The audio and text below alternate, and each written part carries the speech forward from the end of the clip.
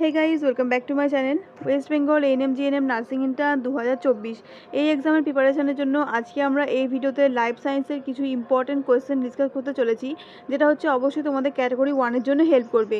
এখানে যে কোয়েশ্চেনগুলো আমি রেখেছি সেগুলো হচ্ছে মডারেট লেভেলের কোয়েশ্চেন, একদম ইজিও নয় একদম হার্ডও নয়, মডারেট লেভেলের কোয়েশ্চেন কিন্তু রয়েছে। এর জন্যই মডারেট রেখেছি, যাতে তোমাদের ইজি কোয়েশ্চেন আসলেও বা মডারেট কোয়েশ্চেন আসলেও তোমার যাতে কোনো প্রবলেম না হয়। তো এই কোশ্চেনে এখানে যে 20টা কোশ্চেন রয়েছে, তোমরা অবশ্যই এই কোশ্চেনগুলো নিজেরা আনসার করার চেষ্টা করবে এবং 20-র মধ্যে তোমরা কত নাম্বার পাচ্ছ সেটা তোমরা অবশ্যই আমাকে কমেন্টে জানাবে। এবং যে কোশ্চেনগুলোতে তোমাদের অসুবিধা রয়েছে আমি তো এখানে অ্যানালাইজ করবই, তার সাথে তারপরেও যদি তোমাদের কোনো প্রবলেম থাকে তোমরা অবশ্যই আমাকে কমেন্টে শেয়ার করতে পারো। তো চলো স্টার্ট করা যাক আজকের ভিডিও। দেখো প্রথম কোশ্চেনে কী রয়েছে, ফার্স্ট কোশ্চেনে কী রয়েছে দেখো, অ্যান্টিডাইউরেটিক হরমোনের ক্রিয়াস্থল কোথায়? অ্যান্টিডাইউরেটিক হরমোন অর্থাৎ যেটাকে আমরা কি বলি এডিএইচ বা ভেসোপ্রেসিন, এর একটা নাম কি ভেসোপ্রেসিন। তো অপশান সেখানে কী কী রয়েছে দেখো, পরাসংবর্তনালিকা মানে পিসিটি, দূরসংবর্তনালিকা অর্থাৎ ডিসিটি, তারপর রয়েছে অ্যাড্রেনাল কর্টেক্স আর রয়েছে পিটুইটারি। দেখো এডিএইচ যে হরমোনটা রয়েছে সেটা খরিত হয় কোথা থেকে? পশ্চাৎ পিটুইটারি থেকে। ঠিক আছে, পশ্চাৎ পিটুইটারি থেকে এডিএইচ এবং অক্সিটোসিন এই দুটো হরমোন কিন্তু খরিত হয়। এবার ওখান থেকে খরিত হলো, কিন্তু এদের ক্রিয়াস্থল কোথায়, কোথায় গিয়ে এরা অ্যাকশান করবে? অ্যান্টিডায়াবেটিক হরমোন কাজ করে বৃক্কের যে দূরসংবর্তনালিকা আছে, বৃক্কের মধ্যে যে নেফ্রন রয়েছে সেই নেফ্রনের একটা পার্ট হচ্ছে দূরসংবর্তনালিকা, সেই দূরসংবর্তনালিকায় কিন্তু হচ্ছে এদের ক্রিয়াস্থল। অপশান বি হবে এখানে কারেক্ট আনসার। সেখানে গিয়ে কী করে এরা জলের পুনঃশোষণ ঘটায়। আমরা সবাই জানি অ্যান্টিডায়াবেটিক হরমোন বা এডিএইচ সেটা হচ্ছে মেইন কাজ, যেটা সেটা হচ্ছে জলের পুনঃশোষণ ঘটানো। তো সেটা কোথায় গিয়ে ঘটায়? বৃক্কের কোন অংশে? বৃক্কের নেফ্রনের দূরসংবর্তনালিকায়। অপশন বি এখানে কারেক্ট আনসার। ঠিক আছে, পরবর্তী কোশ্চেন দেখো কি রয়েছে, 2 নম্বর কোশ্চেন দেখা যাক। দেখো, যদি পাতার কোষে ক্রোমোজোম সংখ্যা 40 হয়, পাতার কোষে ক্রোমোজোম সংখ্যা কত বলা আছে? 40, তাহলে নির্ণীত নিউক্লিয়াসে ক্রোমোজোম সংখ্যা কত হবে? অপশান দেখে নাও, 60, 20, 40 আর 30। দেখো পাতার কোষ, কোনো উদ্ভিদের পাতার কোষ বলুক বা মূলের কোষ বলুক, এই যে কোষগুলো সেগুলো সবসময় ডিপ্লয়েড হয় মানে 2n হয়। ঠিক আছে, আর নির্ণীত নিউক্লিয়াস কী প্রকৃতির? নির্ণীত নিউক্লিয়াস হচ্ছে 2n বা ডিপ্লয়েড প্রকৃতির। অর্থাৎ এখানে পাতার কোষের যে পরিমাণ বা যে সংখ্যক ক্রোমোজোম রয়েছে, নির্ণীত নিউক্লিয়াসেও সেই একই সংখ্যক ক্রোমোজোম কিন্তু থাকবে।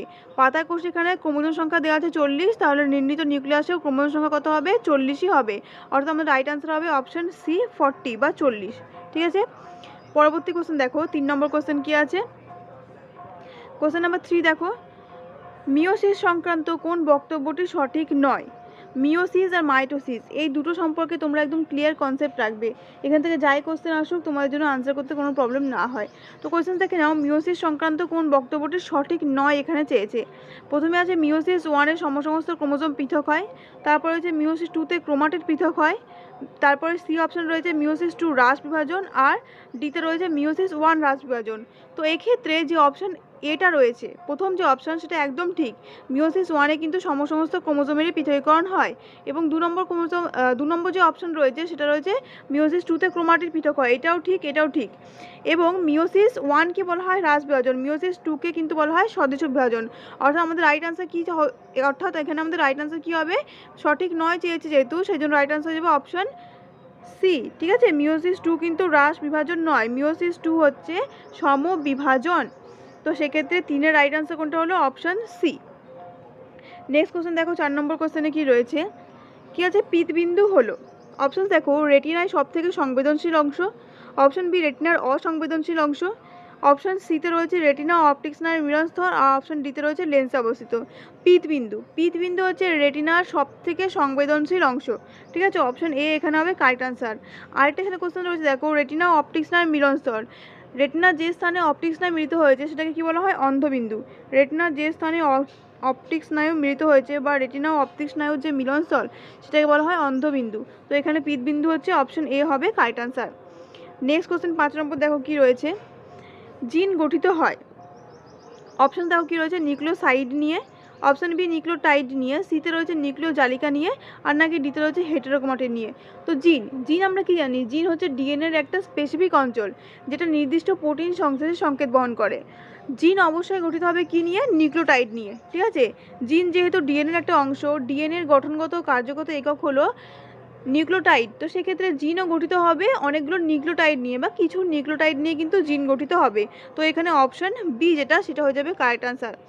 নেক্সট কোশ্চেন আমরা দেখব 6 নম্বর কোশ্চেন কি রয়েছে, নিচের কোনটি বেমানান, মানে কোনটা মানানসই নয়। অর্থাৎ এখানে তিনটে একই রকম থাকবে আর একটা ডিফারেন্ট থাকবে। তো অপশনস দেখো কী কী রয়েছে, ট্রিপসিন, অ্যালডোস্টেরন, পেপটাইডেজ আর লাইসোজাইম। ট্রিপসিন, পেপটাইডেজ আর লাইসোজাইম, অর্থাৎ অপশন এ, সি এবং অপশন ডি, এই তিনটে হচ্ছে উৎসেচক। ঠিক আছে, বহিঃক্ষরা গ্রন্থে ক্ষরিত হয়, এগুলো হচ্ছে উৎসেচক।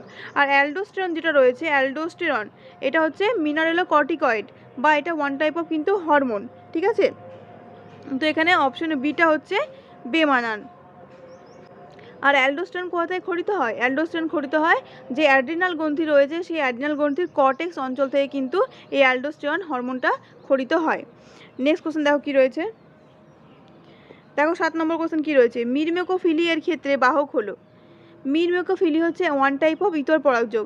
ইতর পরাগযোগ আমরা অনেক রকমের পড়েছি, এন্টামোফিলি, অর্নিথোফিলি, হাইড্রোফিলি, অ্যানিমোফিলি, মিরমেকোফিলি, আরও ডিফারেন্ট টাইপস রয়েছে, কাইরোপটেরোফিলি, অ্যানথ্রোপোফিলি। তো তার মধ্যে মিরমেকোফিলির ক্ষেত্রে বাহক কে?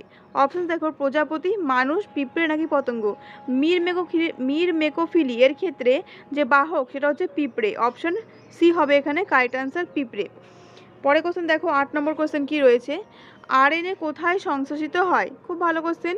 অপশন দেখো, রাইবোজোম, সাইটোপ্লাজমে, নিউক্লিয়াসের মধ্যে নাকি এন্ডোপ্লাজমীয় জালিকায়। তো আরএনএ বা রাইবো নিউক্লিক অ্যাসিড যেটা সংশ্লেষিত হয় কোথা থেকে? ডিএনএ থেকে। ডিএনএ থেকে সংশ্লেষিত হয় আরএনএ। ডিএনএ থেকে আরএনএ সংশ্লেষণের যে পদ্ধতি সেটাকে বলা হয় ট্রান্সক্রিপশন। ঠিক আছে, এবং আরএনএ থেকে ডিএনএ তৈরি হয় যদি কখনো, তাহলে সেটাকে বলা হয় রিভার্স ট্রান্সক্রিপশন, যেটা তোমরা দেখবে যে রাইবো ভাইরাস, ঠিক আছে, এইচআইভির ক্ষেত্রে কিন্তু এটা হয়। আর সেখানে যে সাহায্যকারী উৎসেচক সেটা হচ্ছে রিভার্স ট্রান্সক্রিপ্টেজ। এই কোশ্চেনটাও কিন্তু আগে পরীক্ষায় এসেছে। ঠিক আছে, আরএনএ থেকে ডিএনএ তৈরির ক্ষেত্রে বা রিভার্স ট্রান্সক্রিপশনের ক্ষেত্রে যে উৎসেচক সাহায্য করে সেটা হচ্ছে রিভার্স ট্রান্সক্রিপশন। তো এখানে আমরা কি চেয়েছি, কোশ্চেনে কি বলা আছে যে আরএনএ কোথায় সংশ্লেষিত হয়? আরএনএ সংশ্লেষণের স্থান অপশনস কি রয়েছে, রাইবোজোম, সাইটোপ্লাজম, নিউক্লিয়াস নাকি এন্ডোপ্লাজমীয় জালিকা। তো অবশ্যই আরএনএ তৈরি হবে কোথায়? আরএনএ তৈরি হবে নিউক্লিয়াসের মধ্যে। ডিএনএ যেহেতু নিউক্লিয়াসে রয়েছে, তাই ডিএনএ থেকে আরএনএ সংশ্লেষ হচ্ছে, তো সেক্ষেত্রে কিন্তু নিউক্লিয়াসের মধ্যেই ডিএনএ থেকে আরএনএ সংশ্লেষ হয়। রাইবোজোম কেউ ভুল করেও করবে না, রাইবোজোমে কি হয়, রাইবোজোমে প্রোটিন সংশ্লেষ হয়। ঠিক আছে, এখানে রাইট আনসার কী হবে, অপশন সি, নিউক্লিয়াস। পরবর্তী কোশ্চেন দেখো 9 নম্বর কোশ্চেনে কি রয়েছে, নিচের কোনটি বেমানান। এখানে কি রয়েছে, অপশন দেখো, অরেলিয়া, বেরো, হাইড্রা এবং ওবেলিয়া। কিছু প্রাণীর নাম এখানে দেওয়া রয়েছে, সেই প্রাণীগুলো কোন কোন পরভুক্ত আমরা যদি জানতে পারি তাহলে কিন্তু আমরা কোনটা বেমানান এখান থেকে বেছে নিতে পারবো। তো অরেলিয়া, অরেলিয়া হচ্ছে জেলিফিশ, যেটা হচ্ছে নিডারিয়ার আন্ডারে পড়ে। বেরো, বেরো হচ্ছে কার আন্ডারে পড়ে, টিনোফোরা। আর রয়েছে হাইড্রা, এটাও নিডারিয়ার আন্ডারে পড়ে, এবং ওবেলিয়া এইটাও নিডারিয়ার আন্ডারে কিন্তু পড়ে। তাহলে ডিফারেন্ট কোনটা হলো, ডিফারেন্ট হচ্ছে বেরো, অর্থাৎ অপশনের যে বি বেরো সেটা হয়ে যাবে এখানে কারেক্ট আনসার। এটা কার আন্ডারে, কোন পরভুক্ত, বেরো হচ্ছে টিনোফোরা পর্বের অন্তর্গত। নেক্সট কোশ্চেন দেখো 10 নম্বর কোশ্চেন কি রয়েছে, কোন হরমোন খরা সুবেদী হরমোন বলা হয়? কোন হরমোনকে বলা হয় খরা সুবেদী হরমোন? অপশন দেখো, সাইটোকাইনিন, ইথিলিন, অ্যাবসাইসিক অ্যাসিড আর রয়েছে জিববেরেলিন। তো খরা সুবেদী হরমোন বলা হয় কাকে? অ্যাবসাইসিক অ্যাসিডকে। অপশন সি এখানে হচ্ছে কারেক্ট আনসার, অ্যাবসাইসিক অ্যাসিড। বাকি যে হরমোনগুলো রয়েছে সেগুলোর কাজও আমরা একটু শর্টে পড়ে নিই।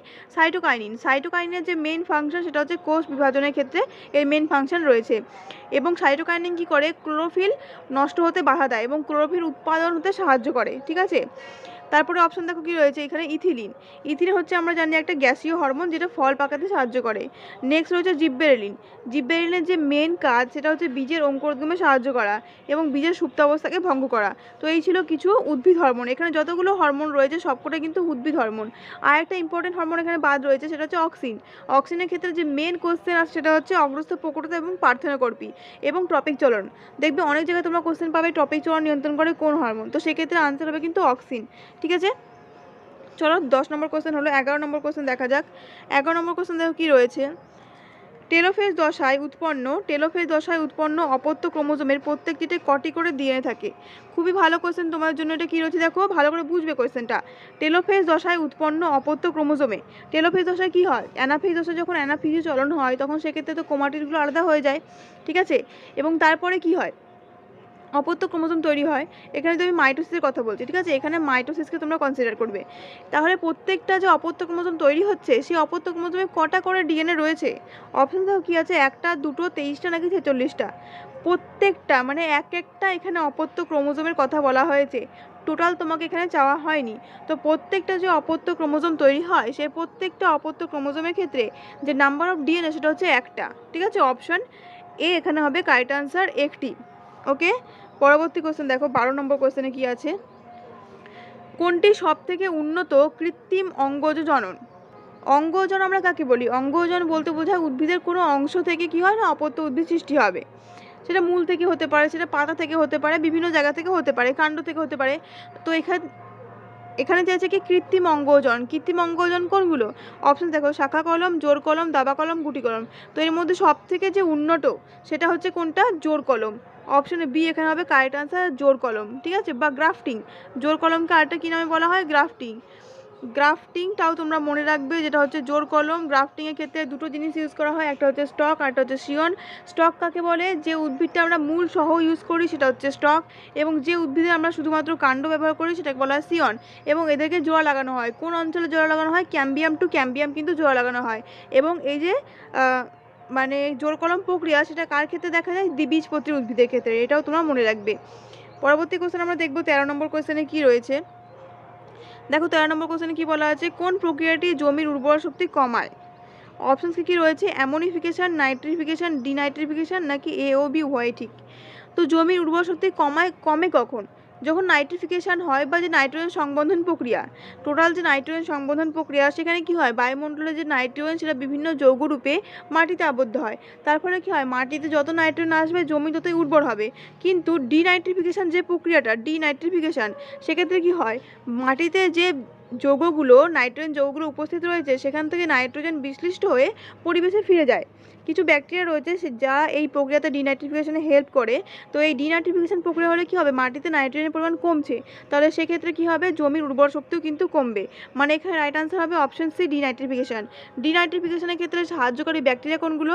সিউডোমোনাস, মাইক্রোকক্কাস, এগুলো হচ্ছে কিন্তু ডিনাইট্রিফিকেশনে সাহায্যকারী ব্যাকটেরিয়া।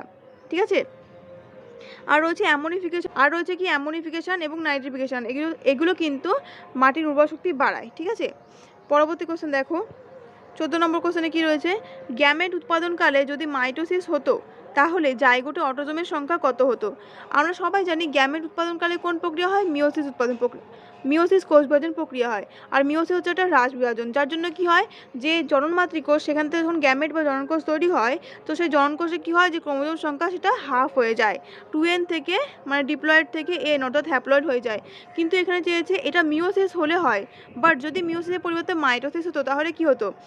অটোজোম সংখ্যা কত হতো জাইগোটে? অপশন দেখো কী কী রয়েছে, 92টি, 44টি, 88টি, নাকি 96টি। এবার দেখো আমি পুরো তোমাদের অ্যানালাইজ করে বলছি, যদি মাইটোসিস হতো, গ্যামেট উৎপাদন করে, তাহলে 2n থেকে কী হতো? 2n মানে আমরা জানি 44টা অটোজোম রয়েছে প্লাস সেক্স ক্রোমোজোম রয়েছে দুটো। যদি মাইটোসিস হয় গ্যামেট উৎপাদন করে, তাই সেই 2n থেকে 2n অর্থাৎ ডিপ্লয়েড থেকে ডিপ্লয়েড কোষই তৈরি হবে। সেক্ষেত্রেও থাকবে কত? 44 প্লাস দুটো, মোট 46টা হয়। তাহলে 44টা হচ্ছে অটোজোম আর দুটো হচ্ছে সেক্স ক্রোমোজোম। এবার কি চাইছে এখানে? জাইগোটে কতগুলো অটোজোম।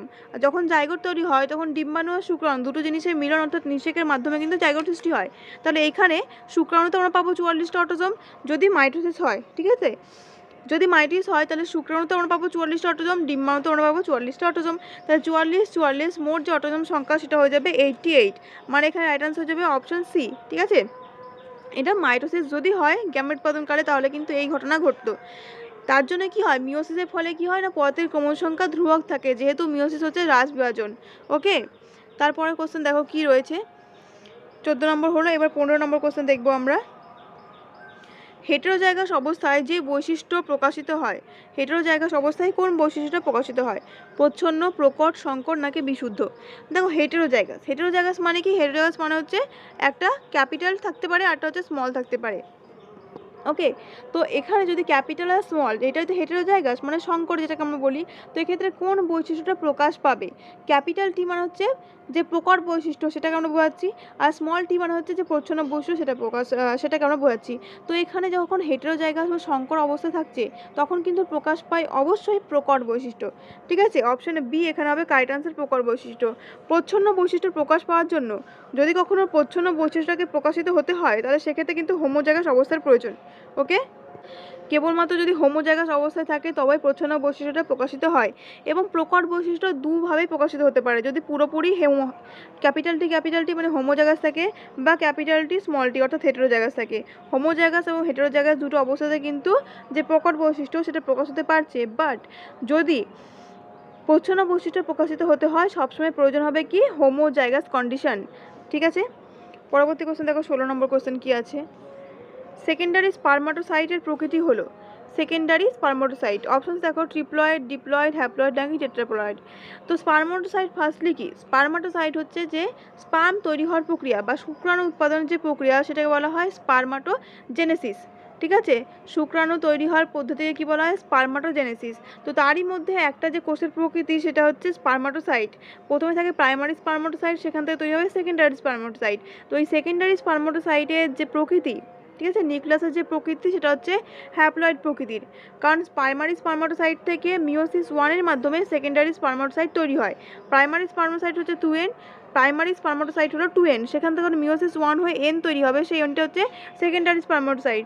সেই N থেকে আবার তৈরি হবে ধরো যে 4টে, মানে এখানে দুটো তৈরি হয় আর কি, দুটো সেকেন্ডারি স্পারমাটোসাইট তৈরি হবে আর তারপর সেই দুটো থেকে আবার তৈরি হবে মিওসিস 2-এর মাধ্যমে, যেটাকে আমরা বলি স্বদেশ বিভাজন। তো এখানে যে রাইট আনসার সেকেন্ডারি স্পারমাটোসাইটের যে প্রকৃতি সেটা হচ্ছে হ্যাপ্লয়েড, অর্থাৎ অপশন সি হবে এখানে কারেক্ট আনসার। ঠিক আছে, পরবর্তী কোশ্চেন দেখো কি রয়েছে 17 নম্বর কোশ্চেন। কোনটি ইনসিটু সংরক্ষণের মধ্যে পড়ে? কোনটা ইনসিটু সংরক্ষণ? ইনসিটু বলতে আমরা কি জানি, কোনো জীবকে তার প্রাকৃতিক বাসস্থানে যদি আমরা সংরক্ষণ করি সেটাকে বলা হয় কি ইনসিটু সংরক্ষণ। তো এখানে অপশন কী রয়েছে, জিন ব্যাংক, ক্রায়ো সংরক্ষণ, বোটানিক্যাল গার্ডেন এবং বায়োস্ফিয়ার রিজার্ভ। তো ইনসিটু সংরক্ষণ কোনটা হবে? ইনসিটু সংরক্ষণ হচ্ছে বায়োস্ফিয়ার রিজার্ভ, অপশন ডি এখানে হবে কারেক্ট আনসার। বাকি এখানে যেগুলো রয়েছে জিন ব্যাংক, ক্রায়ো সংরক্ষণ, বোটানিক্যাল গার্ডেন, এই সবকটাই কিন্তু এক্সিটু সংরক্ষণের মধ্যে পড়ে। ঠিক আছে, পরবর্তী কোশ্চেন দেখো 18 নম্বর কোশ্চেন কি রয়েছে, কোনটি অস্থায়ী অন্তঃক্ষরা গ্রন্থি? কোনটা অস্থায়ী অন্তঃক্ষরা গ্রন্থি মানে টেম্পোরারি? অপশন দেখো থাইমাস গ্রন্থি, প্লাসেন্টা, পিনিয়াল গ্রন্থি নাকি ডিম্বাশয়। তো অস্থায়ী যে অন্তঃক্ষরা গ্রন্থি সেটা হচ্ছে প্লাসেন্টা, অপশন বি যেটা সেটা হবে কারেক্ট আনসার, কারণ প্লাসেন্টা অনলি ডিউরিং প্রেগনেন্সি কিন্তু উৎপন্ন হয় আর প্রেগনেন্সির পরে এটা শেড অফ হয়ে যায়। তো সেক্ষেত্রে প্লাসেন্টা হচ্ছে কিন্তু একটা টেম্পোরারি এন্ডোক্রাইন গ্ল্যান্ড আমরা বলতে পারি। বাকি যে গ্রন্থিগুলো এখানে রয়েছে সেগুলো সবসময় কিন্তু পার্মানেন্ট, আমাদের থ্রু আউট আমাদের লাইফ টাইম কিন্তু এই গ্রন্থিগুলো থাকে। ঠিক আছে, কিন্তু প্লাসেন্টা হচ্ছে অনলি ডিউরিং ডেলিভারি বা অনলি ডিউরিং প্রেগনেন্সি হচ্ছে প্লাসেন্টা প্রেজেন্ট থাকে। তো এই ছিল। তারপর 19 নম্বর কোশ্চেন দেখো কি রয়েছে। কোশ্চেন নাম্বার 19 কি বলছে দেখো এখানে, কোন গ্রন্থিটি সার্কাডিয়ান রিদম নিয়ন্ত্রণ করে? অপশন কী রয়েছে, অ্যাড্রিনাল গ্রন্থি, হাইপোথ্যালামাস, পিটুইটারি আর পিনিয়াল গ্রন্থি। তো সার্কাডিয়ান রিদম হচ্ছে 24 ঘন্টার একটা সাইকেল। ঠিক আছে, এটা নিয়ন্ত্রণ করে কে? পিনিয়াল গ্রন্থি। পিনিয়াল গ্রন্থি থেকে নিঃসৃত হয় কোন হরমোন? ঘুম হরমোন। ঠিক আছে, যা বা মেলাটোনিন। ঘুম হরমোন বা মেলাটোনিন কিন্তু পিনিয়াল গ্রন্থি থেকে খরিত হয়, এটা তোমরা মনে রাখবে। আর কোথায় অবস্থিত যদি বলা হয় পিনিয়াল গ্রন্থি, সেটা মস্তিষ্কে অবস্থিত। নেক্সট কোশ্চেন দেখো 20 নম্বর কোশ্চেন এরপরে হবে, আর যেটা হচ্ছে আজকের ভিডিওর লাস্ট কোশ্চেন কি রয়েছে, এপিনেফ্রিন। 20 নম্বর কোশ্চেন রয়েছে, এপিনেফ্রিন হরমোনটি কোন অ্যামাইনো অ্যাসিড থেকে সংশ্লেষিত হয়? এপিনেফ্রিন বলতে কোন হরমোন? এপিনেফ্রিন বলতে হচ্ছে অ্যাড্রিনালিন হরমোন। কোথা থেকে খরিত হয়? অবশ্যই অ্যাড্রিনাল গ্রন্থি থেকে খরিত হয়। এবং এটা তোমরা মনে রাখবে অ্যাড্রিনাল গ্রন্থি আমরা বলছি, কিন্তু এটা অ্যাকচুয়ালি যদি বলা হয় তো এটা কিন্তু অ্যাড্রিনালিন যেটা সেটা অ্যাড্রিনাল মেডেলা থেকে খরিত হয়। ঠিক আছে, অ্যাড্রিনাল মেডেলা মনে রাখবে। তারপরে দেখো অপশন কী রয়েছে, ট্রিপ্টোফ্যান, টাইরোসিন, গ্লাইসিন আর অ্যালানিন। তো এপিনেফ্রিন বা অ্যাড্রিনালিন যে হরমোন সেটা সংশ্লেষিত হয় কোথা থেকে? টাইরোসিন অ্যামাইনো অ্যাসিড থেকে। ঠিক আছে, অপশন বি হবে এখানে কারেক্ট আনসার, টাইরোসিন। তো এই ছিল আজকে 20টা এমসিকিউ। অবশ্যই তোমাদের পরীক্ষার জন্য এগুলো অনেকটা হেল্পফুল হবে, তোমাদের প্রিপারেশন কেমন তোমরা বুঝতে পারবে। তো এই 20টার মধ্যে তোমরা কত পেলে সেটা অবশ্যই তোমরা আমাকে জানাতে ভুলো না কমেন্ট বক্সে। দেখা হবে নেক্সট একটা ভিডিওতে নতুন কিছু কোয়েশ্চেনের সাথে। ততক্ষণ তোমরা পড়তে থাকো, প্রিপারেশন নিয়ে থাকো। আর যদি কোনো কোয়ারিজ থাকে অবশ্যই তোমরা কিন্তু আমাকে কমেন্ট বক্সে জানাতে পারো।